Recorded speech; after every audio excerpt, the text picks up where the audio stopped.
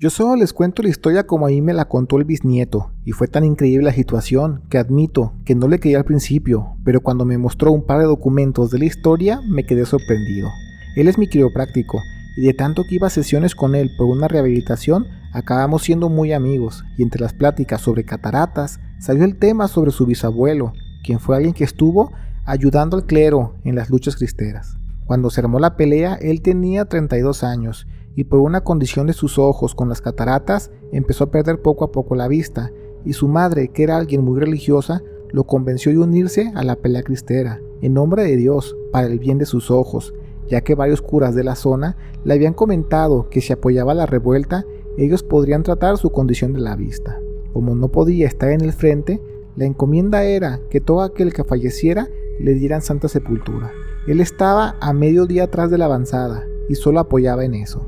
Durante un año le estuvo batallando porque la prioridad eran los que peleaban, y él apenas si le daban de comer o conseguir lugares cómodos para dormir. En una de esas tantas noches acabó muy cansado por darle santo entierro a un par de personas, y aún así le quedó uno pendiente, así que decidió rezarle, taparlo con un petate y descansar, y apenas tomara fuerzas terminar el trabajo y avanzar con la bola. Le ganó el sueño en una lomita debajo de un árbol, y para cuando ya era de madrugada, dice que sintió como el aire, que de por sí ya era muy helado, se puso mucho peor, y mejor se paró para entrar en calor y acabar con el siguiente entierro. Pero cuando lo hizo, vio una persona que estaba encima del joven en espera de entierro. El bisabuelo sabía que el que falleció tenía un hermano, y pensando que tal vez se regresó para darle una última despedida, se arrimó para consolarlo. No lo reconoció al principio por su condición de las cataratas, pero cuando se puso al lado de él, dice que vio que la persona no era como nosotros, era muy flaco y como si no tuviera ojos, solo se le veían las cuencas vacías donde van los ojos, y pensando que era la parca, se hizo para atrás. Se hincó y levantando las manos se puso a pedir a Dios por el alma del difunto. Este ser dejó de abrazar el cuerpo del joven y se fue de allí como si se deslizara por la terracería del monte. Cuando le paró a rezar y ya no vio al ser, se acercó al cuerpo y se notaba que estaba consumido por la piel, muy pegada a los huesos, y aunque sabía que en la pelea los traían muy malnutridos, él no estaba así, porque repito, no era un desconocido para el bisabuelo. Con el rush de la energía del susto se puso rápido a darle cristiana sepultura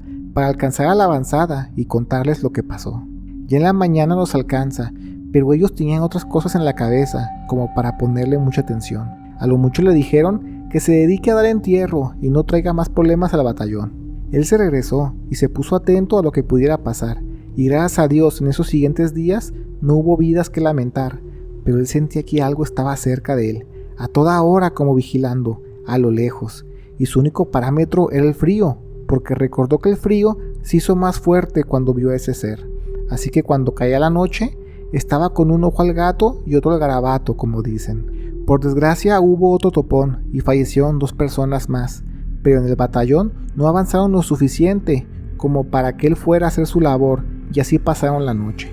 Al día siguiente, cuando creyó prudente avanzar, vio como del frente venía un muchacho soldadero, muy lastimado, arrastrando un petate con el cuerpo de su hermano. El bisabuelo fue en su ayuda, y apenas se encontraron de frente, él cayó desvanecido de lo cansado que estaba. Le dio tomar café con sal para la insolación y descansar, y apenas tuvo fuerzas para hablar. Dice que ayer estaba peleando con su hermano, y a él le dieron un tiro en la pierna, y entre el alboroto de la replegada y el caos, lo dejó recargado en una loma, y se desentendió de él un momento. Fue en cosa de minutos, cuando volvió a verlo, vio como una persona flaca y pálida se lo estaba llevando arrastrando, detrás de la misma lona. Al hermano ya poco le importó el topón, con los contras, y se fue detrás de su hermano, y comenta que vio lo mismo que el bisabuelo. Trató de impedirlo, y entre el forcejeo, el ser como que sacó fuerza sobrehumana, porque con una sola mano jaló de la camisa a su hermano, y lo arrastró como si no pesara nada. Lo siguió como medio kilómetro,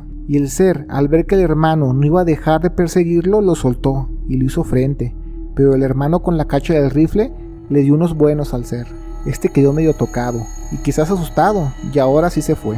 Por desgracia, con la lastimada de la arrastrada, se le abrió más la herida de la pierna del hermano, y falleció. Y fue por eso que ahora este hermano, sabiendo que a lo mejor en ese topón con los contras, ellos seguramente iban a perder, quizás no tendría oportunidad de enterrar a los suyos, y por eso se vino buscando al bisabuelo para rezarle y darle cristiana sepultura. Apenas tuvieron fuerzas para levantar la pala, empezaron. Con lo cansado y lo asustados de la situación, el hermano le comentó al bisabuelo que dudan mucho que sigan la orden cristera, porque ya tienen días sin recibir apoyo, parque, comida, y tienen ya un par de meses sin órdenes directas, y que ahora sin su hermano, él mejor se regresa para Michoacán con sus padres y darles la triste noticia de su familia. El bisabuelo se quedó al cuidado del joven un par de días más, y ya batallándole con el hambre, mejor se cazaron unas liebres para comer. Como ya no iban a seguir con el grupo cristero, ya podían usar las balas para cazar, cosa que tenían estrictamente prohibido,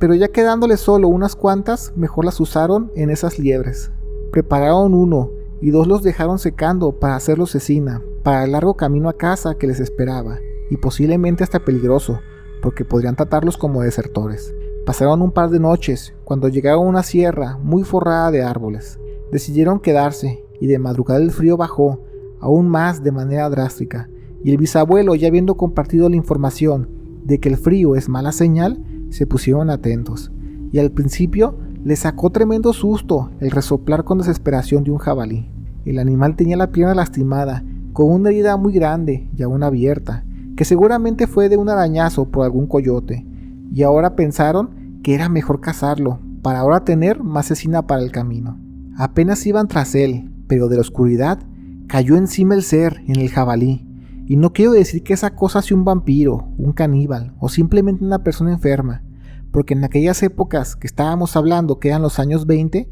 quizás ni sabían qué significaba ese adjetivo vampiro. El ser abrazó el jabalí y se puso a morderle la pierna lastimada,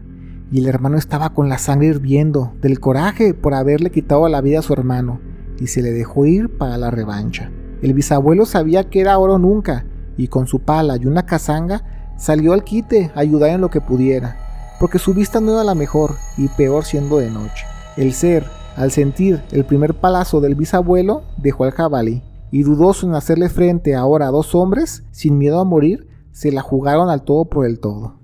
Mentiría si les dijera que fue una pelea épica y con heroísmo, pero lo único que les puedo decir es que ellos ganaron. El hermano quedó tocado de la cadera y el bisabuelo sin 3 dedos, pero lo que sí es una realidad es que a pesar que ese extraño ser sin duda era algo del diablo, ellos lo enterraron y le rezaron como a cualquier ser que merece el perdón de Dios. Eso pasó casi en la frontera entre Jalisco y Michoacán. Y una vez escuchada esa historia, mi quiropráctico me contó en otra ocasión y me mostró mucha información y documentos sobre esa pelea cristera y hasta papeles del arzobispado del bisabuelo, donde la iglesia lo avala como sirviente de la iglesia para dar cristiana sepultura a los hijos de Dios que perdían la vida peleando. También hay notas en los periódicos o pasquines de la zona sobre noticias de animales de gran volumen, como ganado, que aparecían sin vida, como si los hubieran chupado hasta la última gota de vida. Recuerdo que los años de que me contaron esa historia, apareció la noticia del chupacabras, y me dio la espina que quizás